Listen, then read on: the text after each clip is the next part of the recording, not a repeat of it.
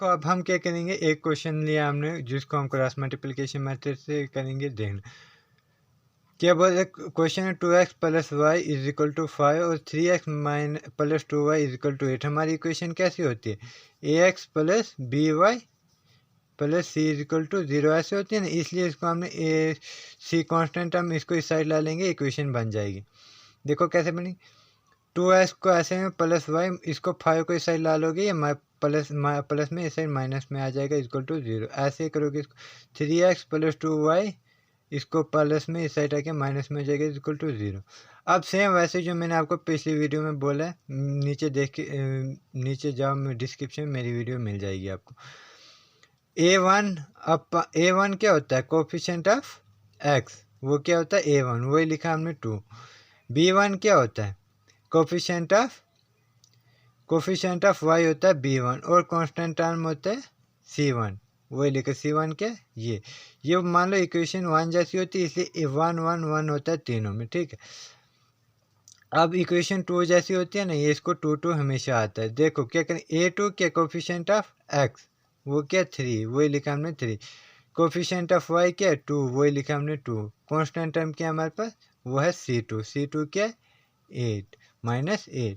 देखो अब क्या निकालते थे हम, a1 अपन a2 क्या 2 अपन 3 b1 अपन b2 क्या 1 अपन 2, तो c1 अपन c2 क्या -5 और 8, c1 क्या -5 और c2 क्या -8, वही लिखा। इसको कैंसिल कर दो। ये देखो इसमें a1 अपन a2 और b1 अपन b2 ये दोनों बराबर है क्या, नहीं है। इसमें लिखोगे a1 अपन a2 और b1 अपन b2। आप पिछली वाली वीडियो में देखो, मैंने आपको क्या बोला है, जब a1 upon a2 not equal to b1 upon b2 होते हैं तब क्या होता है, यूनिक सोल्यूशन होता है, यूनिक सोल्यूशन, वही लिखा हमने। Hence the pair of linear equation has unique solution. जिसमें अब देखो क्वेश्चन नंबर 1 में क्या बोला गया था, जिसको भी यूनिक सोल्यूशन आता है उसको क्रॉस मल्टीप्लिकेशन मेथड से हमने करना है, ठीक है। अब इसको हम क्रॉस मल्टीप्लिकेशन मेथड से करेंगे। देखो क्या करेंगे, जब भी क्रॉस मल्टीप्लिकेशन मेथड लगाना होगा ना, आपको क्या लिखना है, इधर पे लिख लेना x, इधर पे y, इधर पे 1। अब आप इसको दो तरीक़ों से याद रख सकते हो, ये कैसे आया।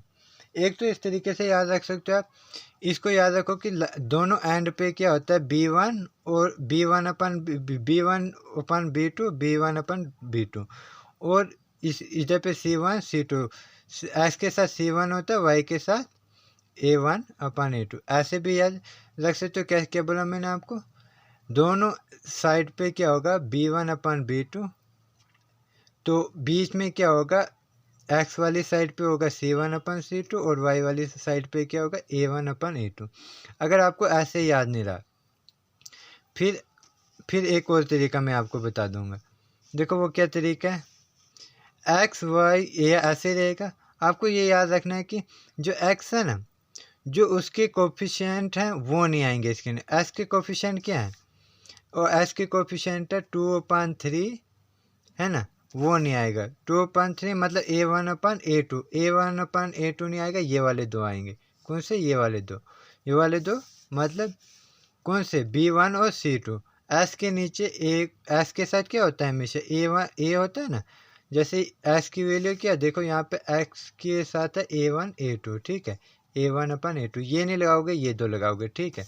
वही क्या हमने s के साथ लगाओगे आप b1 और b2 c1/c2। y के साथ ऐसे ही करोगे। क्या y के साथ क्या होता है, b1 होता है ना, b1/b2, वो नहीं लगाओगे, बाकी दो लगाओगे। देखो c1/c2 अपन a1/a2।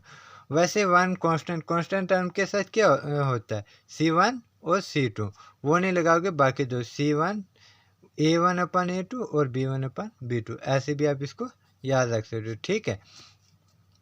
देखो फिर क्या करते हैं हम, x को ऐसे रहने देते हो, इसको और इसको ऐसे मल्टीप्लाई करते हैं। देखो क्या हो गया, क्या होगा, x/b1/c2। देखो यही हो ना, b1/c2 माइनस होता है ना इसमें, वही क्या हमने b माइनस c1/b2।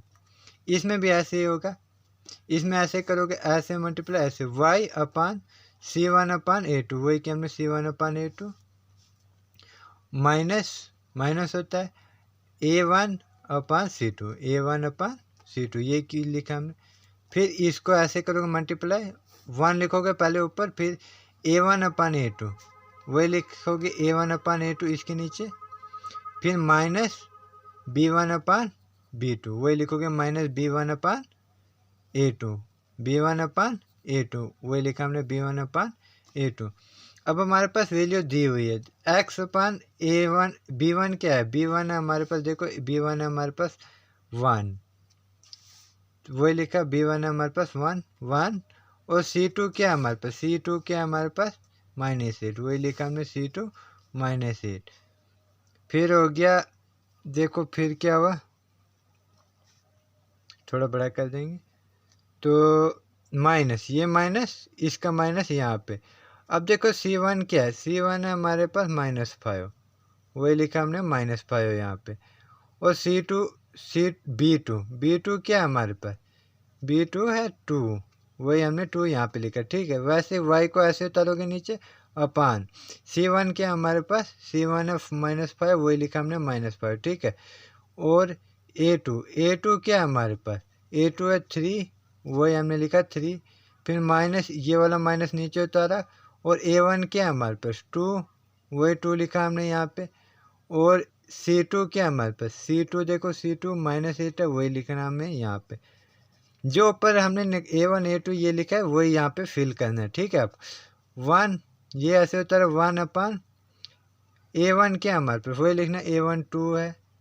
और फिर क्या B2 क्या है हमारे पास 2 है वही लिखा हमने, माइनस ये वाला माइनस ऐसे उतारा। फिर B1 क्या है हमारे पास 1 और B1 और A2 क्या है, देखो A2 क्या है हमारे पास 3 वही 3 हमने यहाँ पे लिखा। देखो अब फिर क्या किया हमने, x अपन, अब इसको मल्टीप्लाई करो, 8 1 8 माइनस में है तो माइनस में आएगा।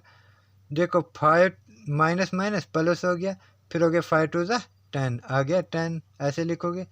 फिर सेम ऐसे उतारोगे नीचे, y अपान 5 3 15 माइनस में है 5 इसलिए 15 बन गया ये। देखो माइनस में और ये भी माइनस में, ये क्या हो गया माइनस माइनस प्लस, 8 2 16 हो गया। इक्वल टू ऐसे ही लिखोगे आप। फिर क्या करोगे, 2 2 1 को ऐसे ही रहने दोगे और अपान में ऐसे 2 2 4 और 3 1 3 माइनस में इसलिए 3 बन गया, ठीक है। देखो अब क्या हुआ है, फिर x अपन 8 में से 10 निकालोगे बाकी 2 प्लस, बड़ा है ये 10 तो इसलिए प्लस में, इसलिए वही लिखा हमने प्लस में लिखा 2। 16 में से 15 निकालोगे बाकी 1 y अपान 1 और 1 अपान 4 में से -3 करोगे 1 आएगा। देखो अब क्या करना है, अब x अपान जो है ना ये वेरिएबल वाले के साथ एक बार ये इसको लेना है, दूसरी बार वेरिएबल वाले के साथ इसको लेना है, इसको 2 बार लेना है, समझो दोनों वेरिएबल के साथ लेना है। वही किया हमने, x upon 2 is equal to 1 upon 1 and y upon 1 is equal to 1 upon 1, ठीक है।